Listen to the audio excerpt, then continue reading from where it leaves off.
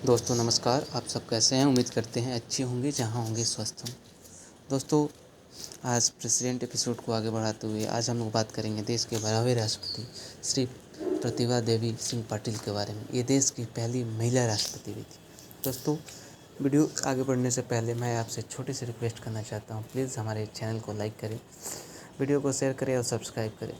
दोस्तों, मैं आपको बता देना चाहता हूँ, जो भी मैं वीडियो बनाता हूँ ये हर भारतीय के लिए जानने का विषय है। हमारा प्रेसिडेंट कौन था, कैसे वो प्रेसिडेंट बना। ये मैं बायोग्राफी जो अभी हमारी क्लास चल रही है उसके माध्यम से हर वर्ग के लोगों के लिए वीडियो, चाहे वो स्टूडेंट हो, चाहे वो टीचर हो, चाहे कोई पॉलिटिशियन हो, चाहे वो आम पब्लिक हो, हर विषय आपकी जानकारी को इन्हेंस करेगा। ये वीडियो आपकी जानकारी को बढ़ाएगा। चलिए आइए मैं आपको विस्तार से बताता हूँ इनके बारे में। तो चलिए आप लोग प्रतिभा पाटिल सिंह के बारे में जानते हैं। प्रतिभा सिंह पाटिल ये हमारे देश की पहली महिला राष्ट्रपति है। ये आपको पिक्चर्स दिख रही होगी इनकी। श्रीमती प्रतिभा देवी सिंह पाटिल भारत की प्रथम महिला और 12वीं निर्वाचित राष्ट्रपति है। हमारे देश की पहली राष्ट्रपति है, याद रखिए, महिला राष्ट्रपति। और याद रखिए 2017 में जो चुनाव हुए थे अभी, उसमें अगर मीरा देवी दूसरी उम्मीदवार थी, एक तरफ आपके रामनाथ कोविंद साहब और दूसरी तरफ मीरा, अगर मीरा आपकी जीत जाती चुनाव तो ये दूसरे राष्ट्रपति बनते। लेकिन आपने देखा कि आपके जो कोविंद साहब हैं वो आपके राष्ट्रपति बन चुके हैं, मीरा हार चुकी थी। वो यूपीए की तरफ से थी, वही एनडीए की तरफ से थी कोविंद साहब। ठीक है, तो ये आपकी देश की प्रथम महिला राष्ट्रपति हैं और 12वीं निर्वाचित राष्ट्रपति हैं, 12वीं नंबर की। इनका राष्ट्रपति बनना नारी शक्ति के संदर्भ में एक महत्वपूर्ण अध्याय साबित होगा।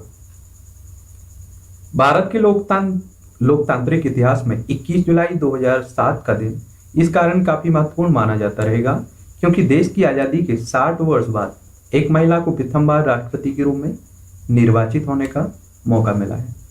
और आप कैसे कह सकते हैं कि महिलाओं के लिए समानता, हर नेता, हर देखते हैं आप पॉलिटिशियन चिल्लाते रहते हैं कि महिलाओं को बराबर का अधिकार देना चाहिए। आप समझ सकते हैं कि 60 साल में 60-70 साल होने जा रहे हैं, अभी तक आपने देखा है कि एक राष्ट्रपति महिला बनी हुई है, एक प्रधानमंत्री आपने देखा है केवल महिला बनी हुई है। बाकी आप देखते हैं पुरुष प्रधानमंत्री और राष्ट्रपति बनते रहते हैं। तो जब तक हम लोग बराबर नहीं खड़ा करेंगे तब तक नहीं कह सकते ना। इस बार आपने देखा है संसद में भी अच्छी खासी महिलाओं की गिनती है। पिछली आपकी लोकसभा से इस बार ज्यादा है, हर लोकसभा से इस बार ज्यादा 78 महिलाएं आपकी चुनी गई हैं लोकसभा चुनाव में, 70वीं लोकसभा में। 25 जुलाई 2007 को श्रीमती प्रतिभा पाटिल ने राष्ट्रपति पद की शपथ ली और इन्हें कुल आपके 6,38,116 मत प्राप्त हुए थे, जबकि इनके जो प्रतिद्वंदी थे भैरों सिंह शेखावत, इन्हें मात्र 3,31,306 मत यानी कि वोट मिले हुए थे। श्रीमती प्रतिभा पाटिल कांग्रेस पार्टी के साथ काफी लंबे समय से जुड़ी रही।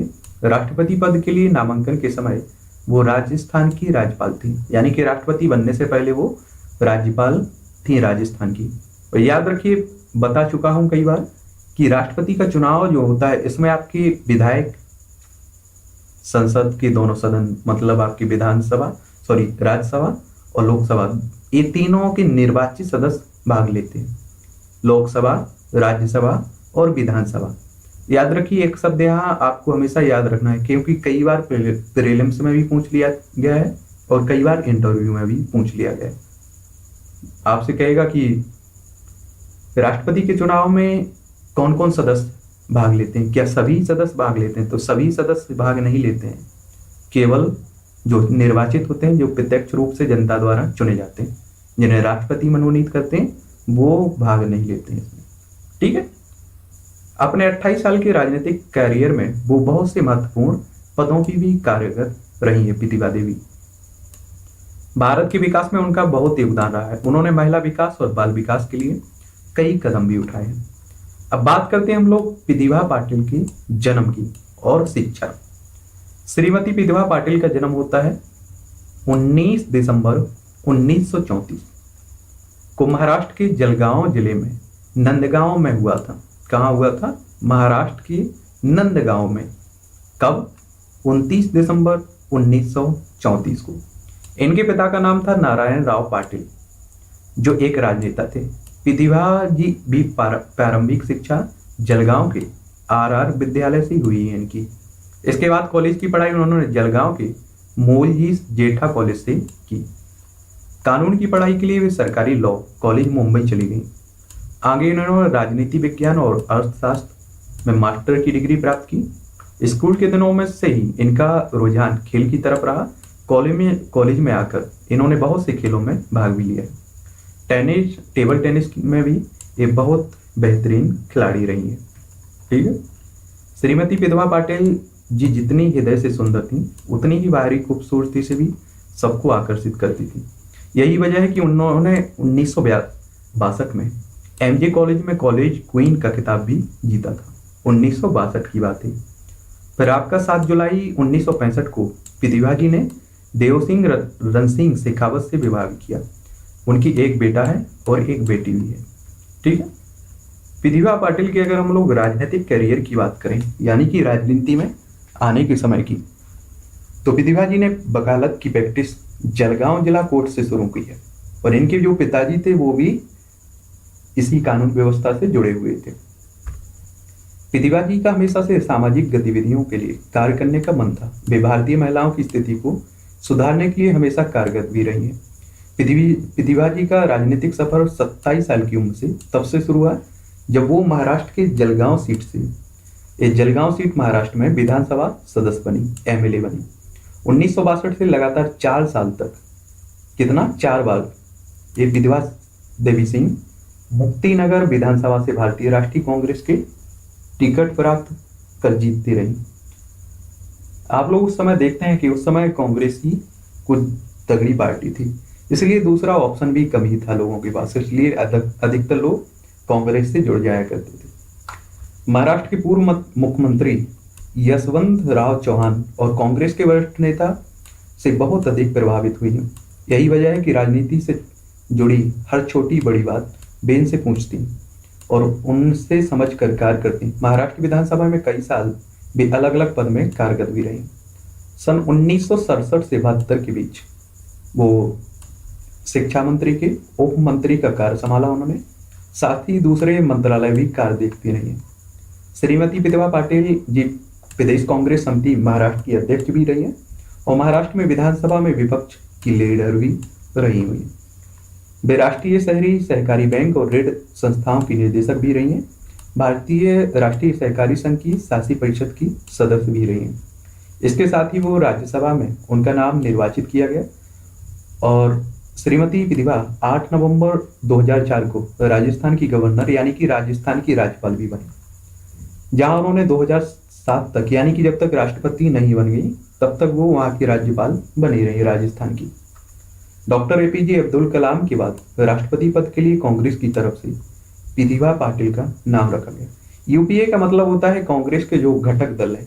जिस तरह से आपने एनडीए में देखते हैं कि बीजेपी और उसके जो सहयोगी दल होते हैं उन्हें पूरे मिलाकर उसे एनडीए कह देते हैं, और यूपीए कांग्रेस के सभी दलों को मिलाकर कहते हैं। ठीक है। उनके सामने जो विरोधी थे भैरव सिंह शेखावत, ये आपके एनडीए की तरफ से थे। 25 जुलाई 2007 में अपने विरोधी भैरव सिंह शेखावत को 3 लाख वोटों से हराकर श्रीमती विधवा पाटिल सिंह राष्ट्रपति के पद पर विराजमान हुई और ये 2012 तक इस पद पर रही। आप लोग जानते हैं कि राष्ट्रपति का कार्यकाल 5 वर्ष का होता है, कितना, 5 साल का, इसलिए 2007 से 2012 तक ये विराजमान रही। इनके बाद आपके आए थे प्रणब मुखर्जी। कौन? प्रणब मुखर्जी, जिन्हें आपने देखा है कि 2019 में भारत रत्न भी दिया गया है।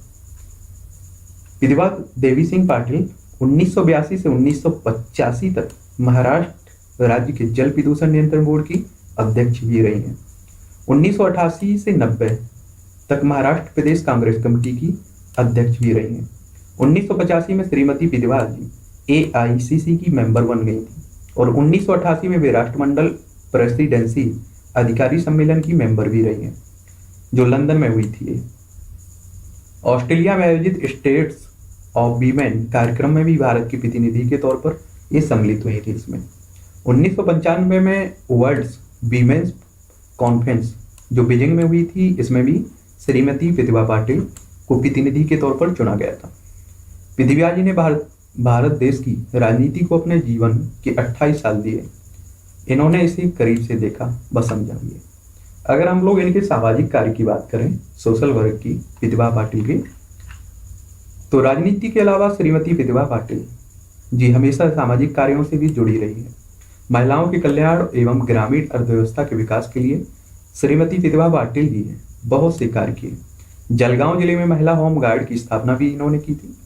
निर्धन यानी कि गरीब और जरूरतमंद महिलाओं के लिए सिलाई, संगीत एवं कंप्यूटर की क्लास कक्षाएं भी खुलवाई थी। पिछड़े वर्गों, गरीबों और अन्य पिछड़े वर्गों के बच्चों के लिए नर्सरी स्कूल की भी स्थापना की थी इन्होंने। अमरावती में दृष्टिहीनों के लिए एक औद्योगिक प्रशिक्षण विद्यालय भी और किसानों को अच्छी फसल उगाने की वैज्ञानिक तकनीकी सिखाने के लिए भी कृषि विज्ञान केंद्र की भी स्थापना की थी। मुंबई एवं दिल्ली में घर से दूर रहने वाली कामकाजी लड़कियों एवं महिलाओं के लिए हॉस्टल खुलवाए। राष्ट्रपति बनने के बाद प्रतिभा जी ने महिला विकास की और विशेष ध्यान भी दिया है।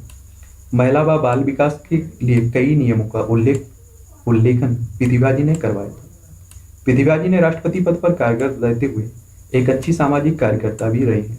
वे समय समय पर बच्चों व महिलाओं से मिलकर उनकी समस्या सुनती थी और उनके निदान के लिए तुरंत कदम भी उठाती थी। एक महिला होते हुए भी श्रीमती प्रतिभा पाटिल जी ने राष्ट्रपति पद पर पहुंची और सफलतापूर्वक कार्य संभाला।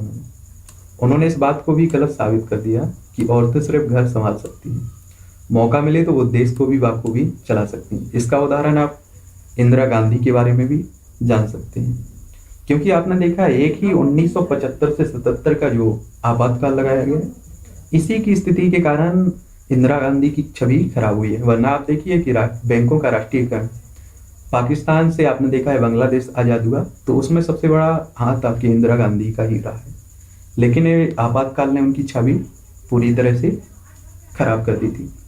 प्रतिभा जी ने राष्ट्रपति बनने के बाद देश की हर महिला उनसे विशेष उम्मीद लगाए बैठी थी। सबको उम्मीद थी कि प्रतिभा जी महिलाओं के लिए अच्छे कार्य करेंगी।